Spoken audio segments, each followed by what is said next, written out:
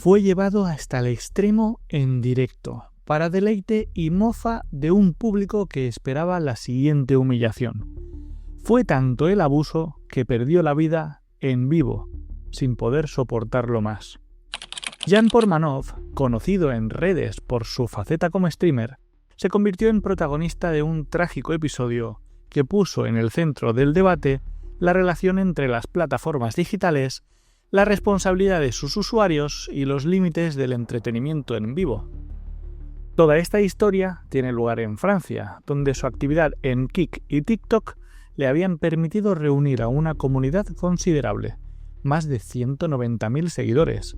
A primera vista, todo parecía un camino de éxito, streams constantes, interacción con su público y el reconocimiento que muchos creadores sueñan con alcanzar. Pero lo que nadie esperaba era que su nombre terminaría ligado a una de las tragedias más impactantes en el mundo del streaming. Quédate hasta el final si quieres saber cómo ocurrió esta lamentable historia en la que el éxito se cobró una vida.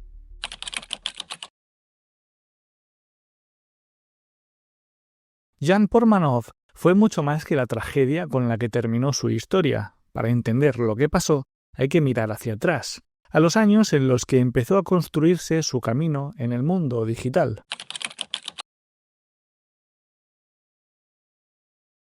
Jan era francés, nacido en una familia trabajadora que poco tenía que ver con el universo del entretenimiento.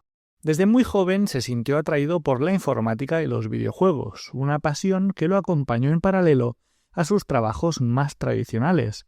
En entrevistas antiguas o en charlas informales que luego circularon en la red, contaba que pasaba horas en cibercafés de su barrio jugando Counter-Strike, World of Warcraft o StarCraft. Era competitivo, pero sobre todo disfrutaba de compartir partidas con desconocidos, que con el tiempo se volvían amigos virtuales. Esa sensación de comunidad fue lo que lo enganchó al mundo digital. Ya en sus 30, cuando plataformas como Twitch empezaban a hacerse populares, Jan abrió su primer canal. No era un profesional del gaming, pero sí alguien con carisma y mucha capacidad de conversar con el chat. Le gustaba hablar de todo: videojuegos, películas, anécdotas de su vida cotidiana. Su estilo cercano, casi de amigo que te acompaña mientras juegas, empezó a darle una pequeña base de seguidores. Al principio sus transmisiones eran esporádicas, hechas después de su jornada laboral, pero poco a poco el streaming comenzó a ocupar un lugar central en su vida. Descubrió que la audiencia crecía cuando dedicaba más horas, cuando respondía a cada mensaje y cuando se animaba a experimentar con formatos distintos.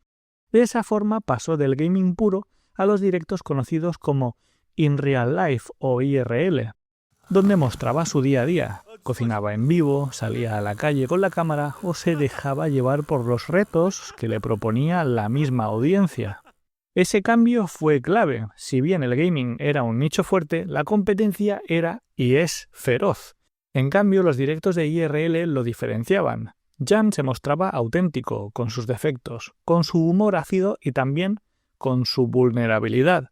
La gente lo percibía como alguien real, accesible, y eso fortaleció la relación con su comunidad. Con el tiempo, el streaming dejó de ser un pasatiempo. Jan comenzó a depender económicamente de ello.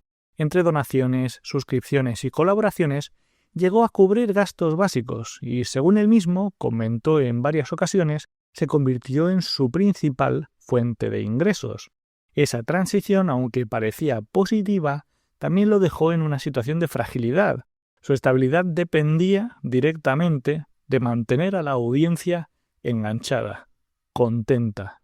Y aquí apareció un factor que terminaría siendo determinante: la presión de reinventarse constantemente. En un ecosistema digital donde las tendencias cambian cada semana, Jan comenzó a sentir que lo tranquilo ya no alcanzaba. Sus números crecían cuando hacía algo diferente, atrevido, incluso polémico. Esa lógica de la atención lo empujó hacia dinámicas cada vez más extremas y peligrosas. En ese camino conoció a otros streamers como Naruto Owen, Kudu y Safin, con quienes empezó a colaborar. Al principio eran transmisiones compartidas, retos entre amigos, bromas pesadas. Pero poco a poco el contenido se fue transformando en algo más agresivo, dinámicas que bordean lo humillante, pruebas físicas absurdas y transmisiones maratónicas. Lo que se mostraba como una diversión colectiva escondía una relación de poder desigual. Jan, que ya tenía 46 años, se veía en desventaja frente a streamers más jóvenes, con mayor resistencia física y emocional. Sin embargo, aceptaba los retos porque entendía que esa era la condición para seguir dentro del círculo y mantener su lugar en el ecosistema digital. Esa dependencia fue creciendo hasta convertirse en un verdadero sometimiento. Los últimos meses de su vida mostraron con claridad esa espiral. Sus directos dejaban entrever el desgaste, largas jornadas sin descanso, pruebas que incluían dolor físico, ingestión de sustancias dañinas y escenas de humillación frente a miles de espectadores. La audiencia pedía más y, como en un circo romano digital, se aplaudía cada degradación, esperando con ansia la siguiente.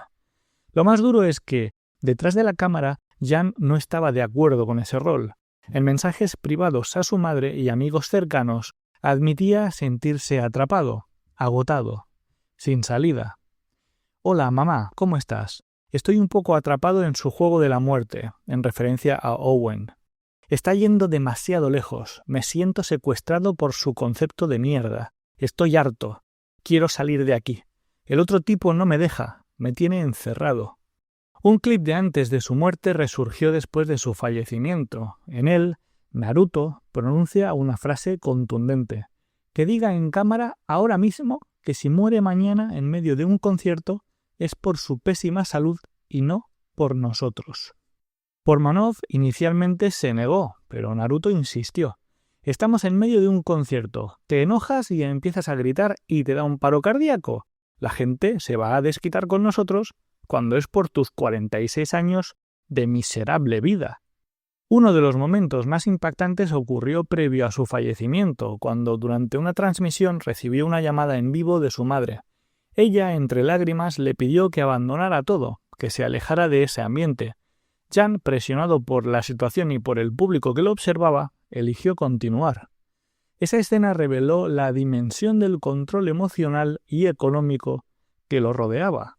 No era simplemente un hombre adulto tomando decisiones, sino alguien manipulado y dependiente de un sistema que se alimentaba de su vulnerabilidad.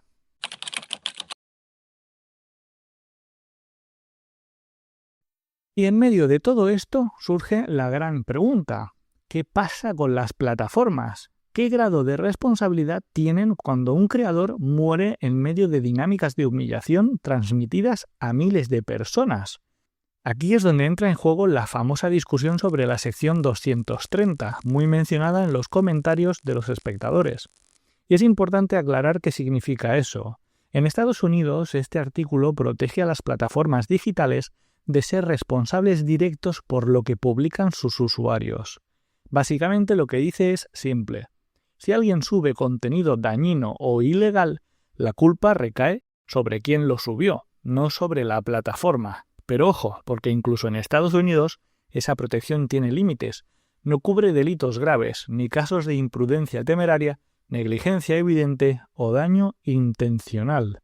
Ahora bien, Francia no funciona bajo ese mismo artículo 230, pero sabemos que su sistema legal contempla exenciones parecidas. Eso sí, con la misma lógica de fondo. No hay cláusula que ampare conductas criminales ni negligencias graves. O sea, si una plataforma no solo permite, sino que de alguna forma facilita actividades que rozan lo delictivo, no puede simplemente lavarse las manos y decir: nosotros solo alojamos el contenido. En situaciones extremas, la justicia puede interpretar lo contrario. Para que se entienda mejor, pensemos en un ejemplo sencillo. Una empresa de skydive organiza una experiencia única y tiene que cerciorarse de que los paracaídas funcionan, y al tirarte, el paracaídas falla. Si esa persona muere y después la empresa responde: bueno, ellos aceptaron los riesgos, la ley no lo va a ver así, porque ahí no se trata de un simple accidente, sino de imprudencia y negligencia. Eso es lo que lleva a muchos a preguntarse si lo que pasó con Jan Portmanov no se parece demasiado a este escenario. Ante la ley hay que tener en cuenta que lo que se valora por encima de todo es la intención tras los actos, y es lo que acaba repercutiendo más sobre las condenas.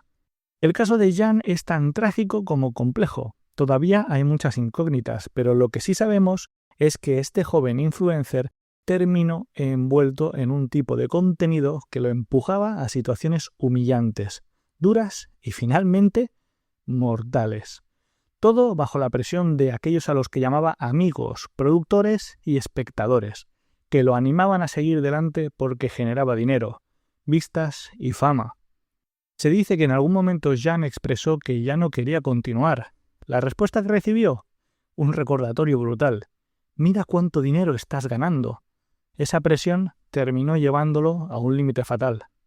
Aquí aparece otro concepto legal clave, la llamada negligencia contributiva. En Francia existe la idea de que, en ciertos casos, la propia víctima también puede haber tenido parte de responsabilidad en lo que pasó.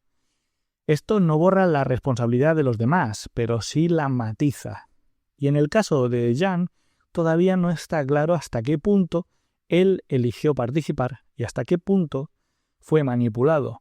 Esa delgada línea será fundamental en cualquier investigación judicial. Hoy su nombre se ha convertido en símbolo de un debate urgente. No podemos permitir que el entretenimiento ponga en riesgo la dignidad ni la vida de alguien. Las plataformas tienen que dejar de reaccionar tarde y empezar a prevenir, con reglas claras, monitoreos y sanciones reales. Porque lo que pasó con Jan podría repetirse. La historia de Rafael Graven, su auténtico nombre, no debe quedar en el olvido, no solo porque fue víctima de abuso en directo, sino porque su historia expone lo peor de una cultura que a veces premia la humillación y el morbo por encima de la empatía y la responsabilidad. Lo que sí resulta evidente es que si plataformas como Kick fueran más estrictas a la hora de controlar lo que se transmite en sus directos, tal vez tragedias como la de Jan Portmanov podrían haberse evitado. Porque seamos claros, aquí no hablamos de una simple broma pesada ni de un reto viral inofensivo. Lo que vimos en esas transmisiones fue un espectáculo de humillación continua, disfrazado de entretenimiento, en el que los supuestos amigos de Jan recibían dinero a cambio de abusar de él. Y claro, la lógica era sencilla. Cuanto más crueles eran, más audiencia conseguían y más dólares entraban. En esas condiciones, ¿quién querría poner el freno? En mi libro está claro, debería haber sido la plataforma y las autoridades. Durante 10 días seguidos se transmitió un maratón que giraba casi por completo en torno a ridiculizarlo. Y lo inquietante no fue solo la violencia, sino que la plataforma lo permitió. No hubo sanciones, no hubo bloqueos. Al contrario, lo único que siguió entrando fue dinero. Y ahí surge la gran pregunta: ¿qué responsabilidad tienen realmente estas plataformas? ¿Pueden excusarse diciendo que no es posible monitorear cada transmisión? ¿O deberían tener protocolos firmes que detengan los abusos cuando se hacen tan evidentes? El argumento más repetido por la defensa es: Jan estaba de acuerdo, que todo era parte de un show, que él aceptaba los riesgos como quien participa en un reality extremo. Y sí, uno podría pensar en producciones como las de MrBeast, donde la gente compite en desafíos bastante duros y a veces cuestionables, pero la diferencia es abismal. Allí hay médicos, hay reglas, hay límites muy claros. En el caso de Jan no había nada de eso. No había protección, no había supervisión, no había alguien velando por su seguridad. Lo único que sí estaba presente era la indiferencia frente a su integridad y un público sediento de más vejaciones, proporcionado por una plataforma que se lucraba con todo ello. La línea entre lo pactado y lo abusivo es delgadísima, y aquí se rompió. Jan a veces jugaba con esa idea de aguantar por el espectáculo. Es verdad. Pero también hay momentos grabados en los que se lo ve con miedo real, golpes que no tenían sentido, humillaciones que sobrepasaban cualquier guión, y un gesto claro de que no todo era actuación. Y lo más impactante, un mensaje que envió su madre, donde le confesaba tener miedo por su seguridad. Ese detalle cambia completamente la percepción del caso y debilita de entrada la versión de que era solo un show. El problema es que en un juicio no basta con lo que parece obvio. La justicia no se guía por la indignación moral, sino por pruebas que saquen de toda duda razonable lo que ocurrió. Y aquí la Fiscalía francesa tiene un desafío enorme: demostrar que Jean no participaba libremente, sino que era víctima de abuso. Para eso no basta con enseñar los vídeos, hay que probar que él pidió detenerse y que lo ignoraron. Si no, la defensa siempre podrá insistir en que era un adulto consciente, que aceptaba a cambio de dinero y visibilidad. Y aquí es como el caso se vuelve complejo. Moralmente está claro, lo que vimos fue un grupo aprovechándose de alguien vulnerable. Pero en un tribunal las reglas son otras. La Fiscalía debe probar, la defensa solo necesita sembrar dudas. Y preguntas como ¿y si era parte del espectáculo? ¿Y si nunca dijo claramente que quería parar? ¿O ¿y si sus mensajes eran exagerados? Pueden inclinar la balanza. A eso se suma otro punto clave, la responsabilidad de Kik. No es la primera vez que la plataforma permite transmisiones polémicas o directamente ilegales durante demasiado tiempo. Su flexibilidad es parte de su atractivo, pero también de su problema. Resulta difícil creer que un maratón de 10 días cargado de violencia pasara desapercibido. Su inacción, guste o no, la convierte en cómplice. Tras la muerte de Jean vimos gestos como el de Aiden Ross y Drake, que se ofrecieron a pagar el funeral, algo que sonó solidario, pero que también evidencia una realidad. Incluso dentro de la propia comunidad de Kik, muchos reconocen que hace falta controles estrictos para que el abuso no se disfrace de entretenimiento.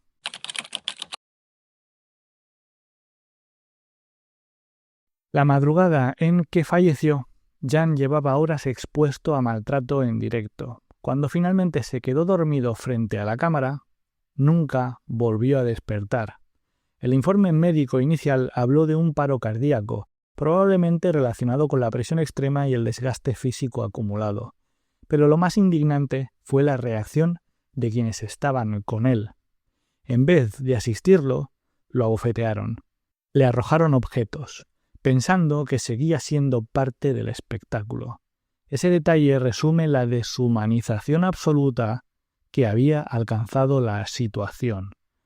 El estallido mediático fue inmediato. Las redes sociales se llenaron de mensajes de despedida, algunos de parte de los mismos compañeros que lo habían empujado a esas dinámicas. Lo llamaban hermano o socio, pero los clips que circulaban mostraban otra cosa: abuso disfrazado de entretenimiento. La contradicción desató la indignación pública y abrió la puerta a un debate más amplio. Hoy, con la investigación en marcha, la pregunta que queda es incómoda. ¿Cómo llegamos a este punto? El caso de Jean no es un hecho aislado, sino un reflejo de lo que ocurre en una parte del streaming actual. El hambre de viralidad empuja a muchos a cruzar límites peligrosos, mientras plataformas como Kik o TikTok se escudan en la idea de que solo son intermediarias. Al mismo tiempo, la audiencia se convierte en cómplice, alentando y celebrando dinámicas que claramente exceden lo saludable.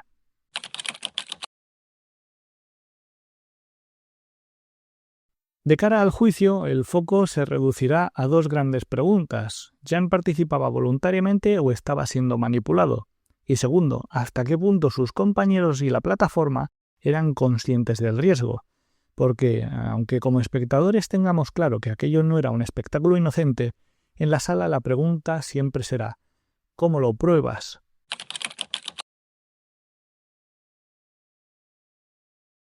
En medio de todo este dolor, su madre desató algo muy controversial durante el funeral. La mujer expresó que los streamers señalados son gente estupenda y que nunca habrían abusado de su hijo. La gente dice tonterías y no deberías escuchar lo que dicen. Esta gente es maravillosa. Tenemos que hacer todo lo posible para ayudarlos lo máximo posible.